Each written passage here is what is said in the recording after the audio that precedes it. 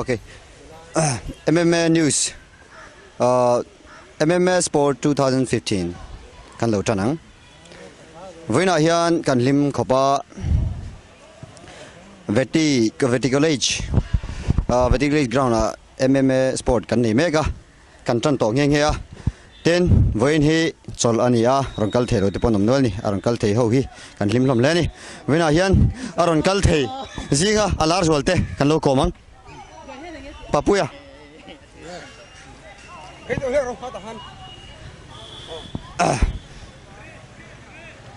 Iming min hilthe. Aming hi Papuya ani. Aming hi Papuya nia. Amel te hi athania. Imel athaem. Oh, chai. Voin kan sport hi enge ngai dan. Anu kom mai he bul kan tan tha. Red khap pakua chau ni mai la kan chak ani. Kei poi red tho kan ya. Mo.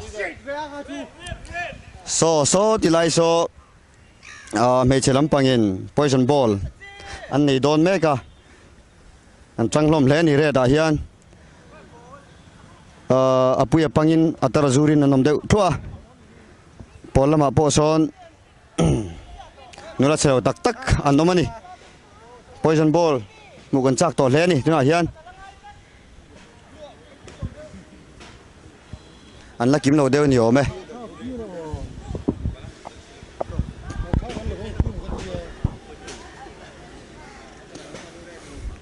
Anon kalbel zela.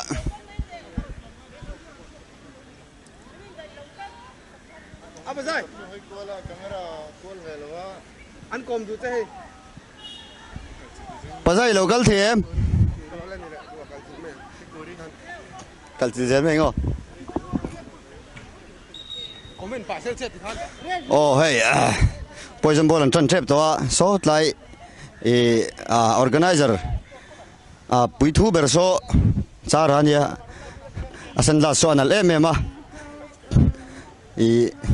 nulo anti don page na phule zola ni mo phur to emema ni hi hey pasai kan mu fu lo me hey pasai dam mo hey dam lo pasai kan mu fu pat hey hi pasai ania headline MMA Sport hian organizing committee ani president ani mo chuban chun kan kom dona voina red team ani red team hi engang sia thang nge ni ti ka so du je voina hian ati ratang khan red team han ti ratang khan aboro ka tang min han ngam lo sa blue ha chuan aboro ka tang khan Facebook vela han ti po han siding ate ho han por view khan tumna an por le thelo khan khuate si ka moni ka ti vel khan ya he ataka phei chuan han hoila kan sen vel tir tura kan ping chil don an deu wer mai blue hi chu kan in ngam don view di mo red ho nen chuan red thon mo ka lo nia sorry tuna hian kan organizing committee te singa apui thu berpol ai anin kok sia to ni ti hian hey pumal somania MMA Association Sport 2014 koron hangadani mo apur le ni Venegan Sport nei tur hi ange iloin pu cha dan le Blue House engang chia thagen ni ti ka zo du chen ye Hemitan hianin kar khachung kain la fit to Blue House te hi jingtin kan tho thin chu kain pu cha dan ni alo mo me ain pu cha na ro pui tuna hian nia inkom na du tok ti riphat me la hai nu la hon khel to do na nu ho yen du ka ringa i du tok riphat me ngo yen du ti na mi kan len du niang nu la ho pucha ra po apur to le ni dingin avom Blue House an trăng le heo nu ho in lo fit le mai aro pui bol te pon man thel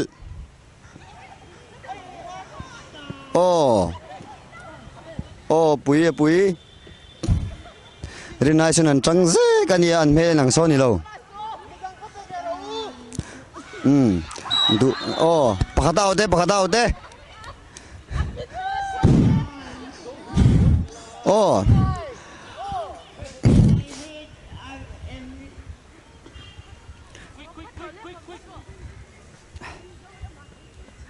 ô apa muốn nôm em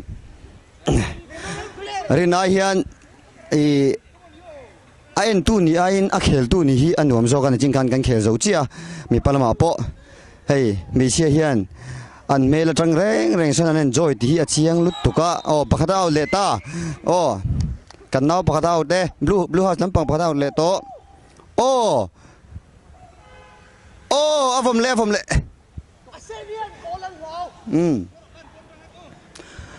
a pol hian bolan lau zo kan ni chu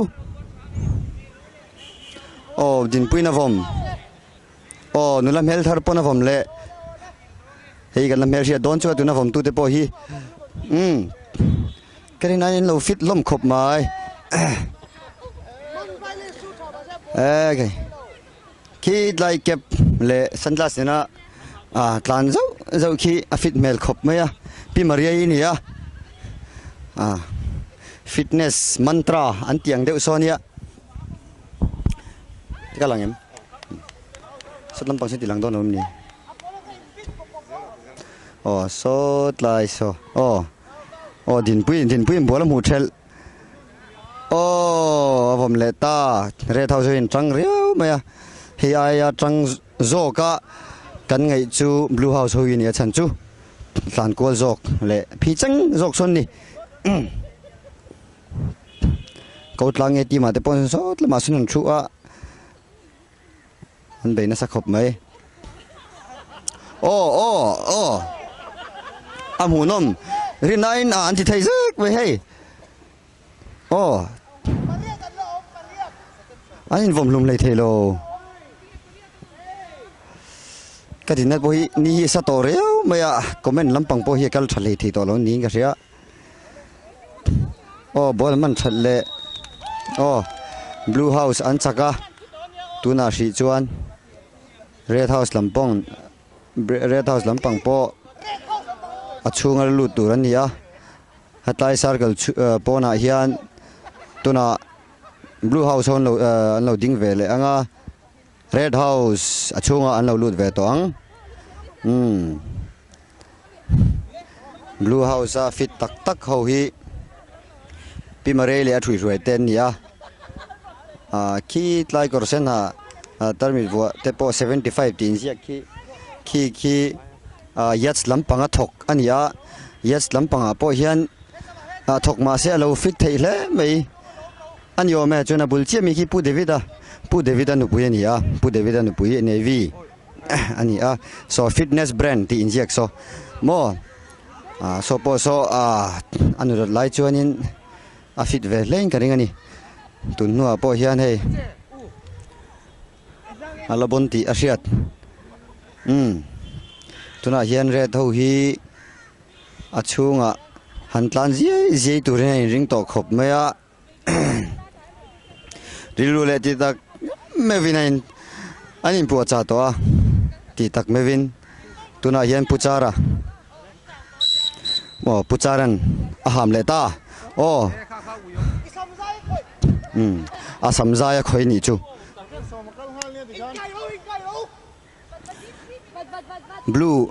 blue ho hi an vading khat ve male avom tur chu sava per turang mai ava in ring ve zong tur ai ngau in tuar tiang ve ni kha chu among lian an chong ma sa mo ti mai tur ni ban chu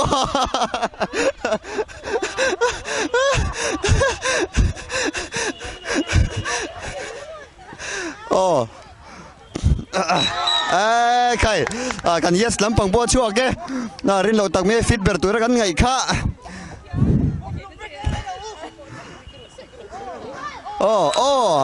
ai po na china kan comment ma sak ti an thi ma ang ra hey pidin pui na hin kan pisu pudin pui ya với anh mùi hар khóc mày kan song char chia kan mu thei ram che khoi takin kan lo gom thi cheng em le voina hian kan soi du chu red house a hian eng takin nge eng rol nge nei voina hian in shui bo na rol kan ya in shui bo hang ka chak na ve ber chu ne ma apa ki cha eng din mun nge chel red house a hian anh din mun ma secretary ten hian lo mo ni la self secretary anymore ni da ber ani chuan voina hian ron kal tur hian in pu chana sa em voina ka chol the lowang voina ka kal chuan nak tu ga ka kalangai sia chiang rang velin erin pu cha in pu cha na sa ve e jing ma to ga kan thawa mo pawe tang kan phei ve bang vong ni he tuin jing ma to ga tho ma se ni zan mu ma chong ve lo tro ma e dar khata mo dar khatai mu chuan jing tho mai har thina a hetlai mun ngai pe mo taka e dar khata mu si kha dar khata mu si kha voina heun ngai pe mo ran kalma thei kan lom hle ni ke po kalom me voina hian imma hi voin hi ron plaster nin kan ria ron plaster ne hi enge in hoi tanaka noi tu chenom nge kan ringa tu nge hoi cheo ke ma ke noi ve tap he tlai hemi pakha chu tlan chenga la mo kan kok nge hey ka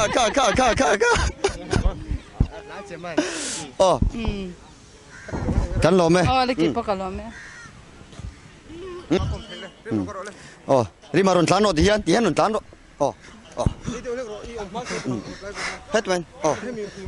Jogging. Mai leng ra nhiêu lần à?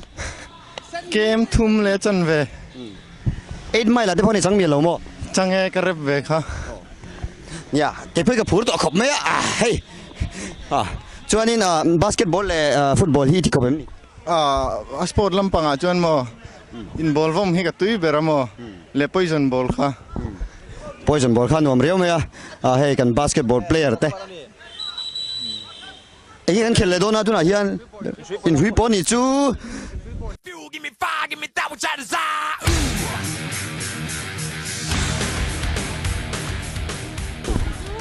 Ai kalpain.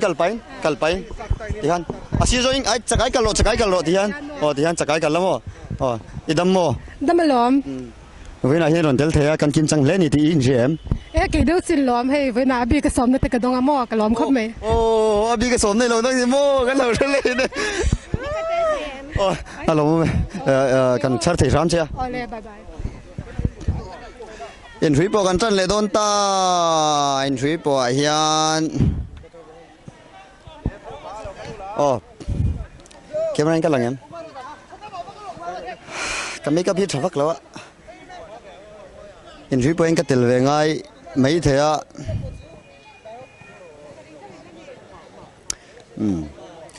Cái in hui po na tu hui hi tle min a toy de lek emoni le. Cái tia. Khoi. In hui po lo kila. Hai lo.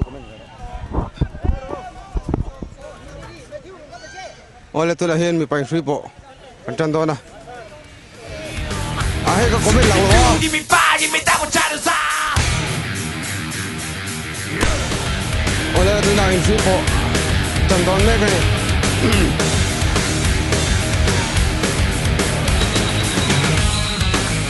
Tu la hian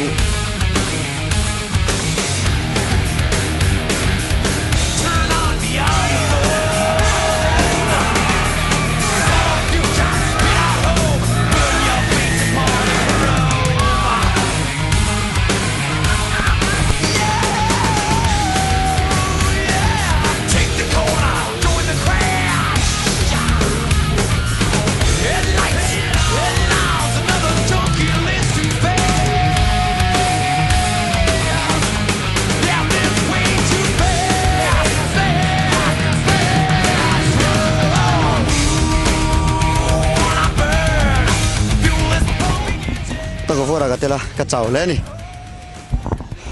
Đây cái cột thi em. Anh đi mà lâu lâu nè.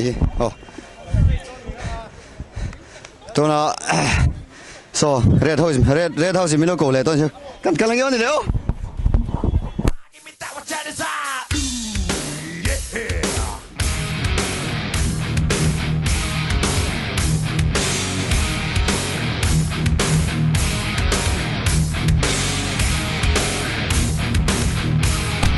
le tu na second round an chen le don chia yêu thi rang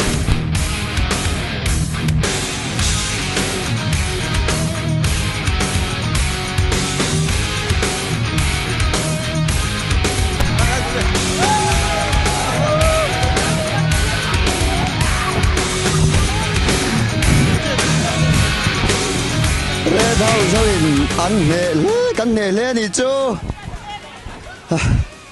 có chào vậy cắn mà lại dễ tên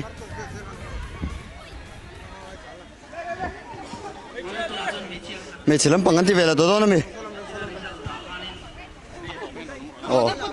bị đi hey cái chấm na nha chú vào ra mình làm em đâu cái về thì turu don lút tục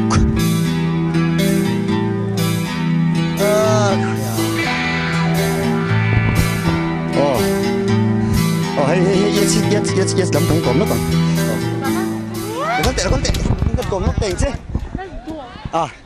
hey camera xoay nguồn hey camera nhé bên quay trong nghề đâu cần mình bên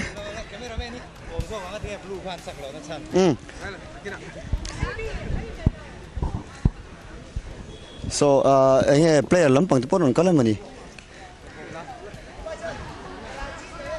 hey lovely por hey Umaru ada income tem BMCF try to le abulami hi kami jo player chonom chon vor ani chu income tem wena hian he hun theng tur hian in buat seina nasatak I alanga eng ti cheng lo in buat sei ti kan zot tu chen ye nimin PFL ka mo fit ani deuh ber mai kalome win hun kan theng te hi alomom ATM khai lom ka ti khop bai hei no pangte puitling te nula tlangwal thalai kan kim khop maya kal thelo dei kan hlepin ka ria Chulo cái. Hồi từ. Cái ám ali gạo đó rồi Mumbai chung à chỗ này mấy. Hey. Kan Mumbai FC player. Winner kan sport miron telpui ve the. Kan guess kan kholian chu ni chelo ma se kholian kan lo ngai ni. Winner kal the hi along kan til he kan activity at ni participate ve don em. Cái thế là hay zinga hun limom ta kam mang ka lom khop mai ka don ka thum sim poi ka lok pui to Ani chuan vina hian tu nen nge inon kal hey thian te ho Henry te ho Lovely te ho ne ngarong kal Lovely minka ari alam ring do mun leo katia a try ani chuan ti ange next match in kheledon na tu hian Kerala ne ngang kheleang alo me kan lo me vina nama kom thene hun kan nei awangin ke po kan lo me ke po ka lo me kan lo lu bye Re đi lâu thế nếu lâu đi mình chia bộ số em tiểu căn mình chia cái bộ ăn chắc cái này thằng mà đấy rượu ăn chắc cái này số Re thâu sẽ chú ăn pung rượu liền nên em po như lâu mai rồi chú Re tao mini cái chút con cái này rồi Re đi còm đầu la xem gì còm mẹ stick đâu in cũng mà ní cái còm về chặt lẽ mẹ Pico đi còm luôn Pico đi tao có phô ra khai rồi dầu chém đi ôi tên dầu chém cái này rap khác rồi bùi bốc xén nuam riau tao chỉ biết rồi sẽ tin đi chứ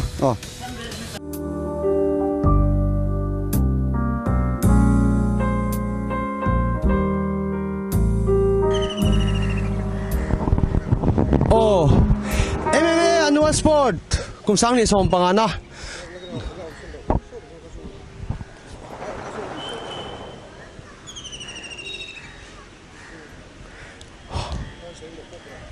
hello MMA sport kung sang ni som pangana tu na hian kan mang meka tu na hian involvom le shui po kan zo to a involvom mi pa Red House an chaka involvom me chia Blue House an chaka in sui po khan me chele mi pa red house an chak shini tuna hian kan tlangwal ngal chakte 100 meter race nei turan in buat se meka tunge pitber tunan kan clear don ni oh indi ro lekha Alois clear ro le oh ui ha ka ifet chak top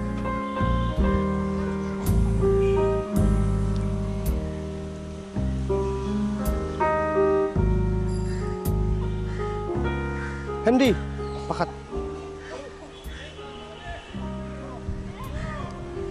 oh tuna hian vokete mo te a oma hei tlele po sa kan ei tur so chiar te po om donin kan sia hei kan ngak lel khop mai oh tuna hian utok po san la me kan tan te pani tuna hian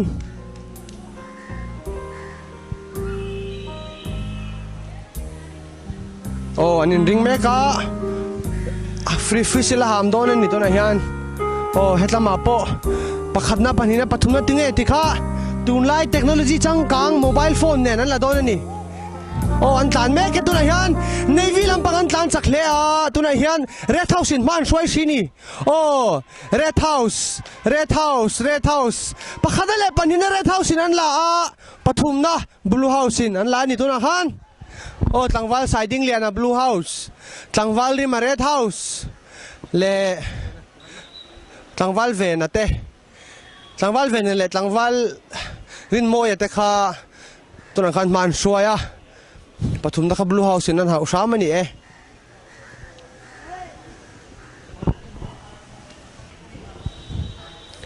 red house an la chakshia hei overall chuan blue house hi an lain ke call nin ka shia hetlia ka thlir dan chuan tuna hian o momote ka soi tong khan so chiar te vok ke te oma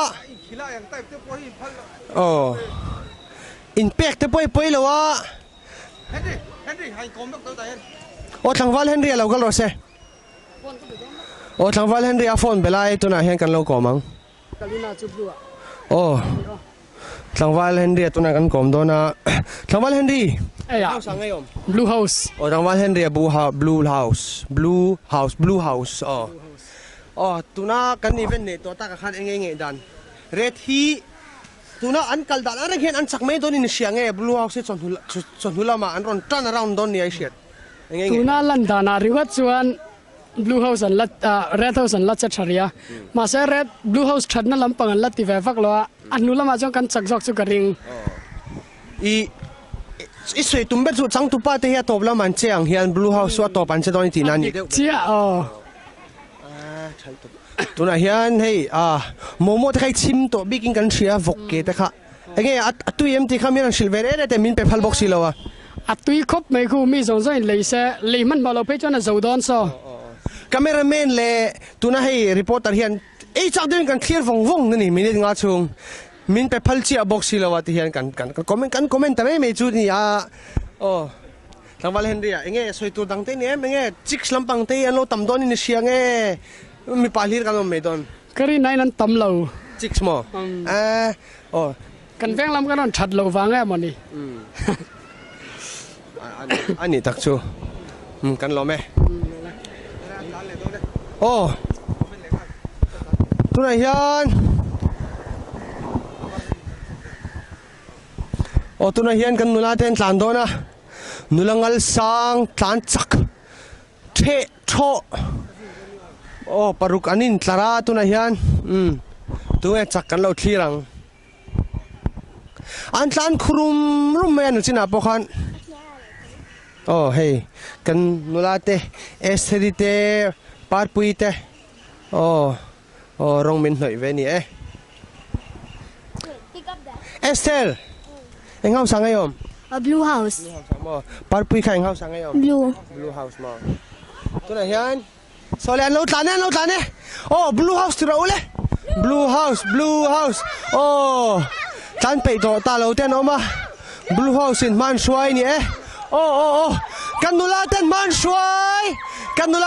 shwai oh blue house in pakhat na tanga pathum na kha Blue House in an vibe man ye. Hey Ming. Esther Rodfilly. Nang. Dâu Paris. Nang nghe. Asom Tay. What is your name? Alyssa. Alyssa mo. Ina solo wa. Aswalutuk. Bye. Hey Blue no bang te hawan ni. Oliver ni hey. Mumbai Mizo Sports kan ha khop me kan thlan te pot lana sa in shripo me cha ta ko for zo cha red lampang an leader chakle shol zet me hi ilo belok tiang PBSC in shripo chang na thuruk tem Mumbai mi puite shil du ne cho vai ni ke to a chu wang chu lom ni zan lampang ate nge apang ngai kan lo me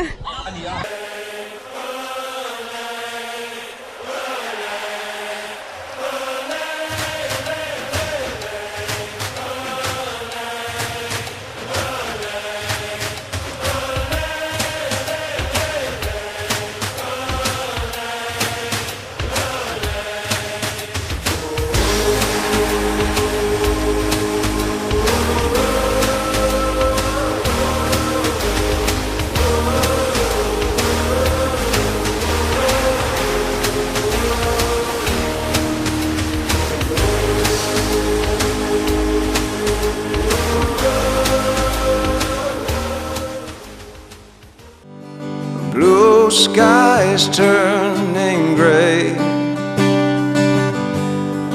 like my love. I tried to carry you and make you whole, but it was never enough. I must go, and who is gonna say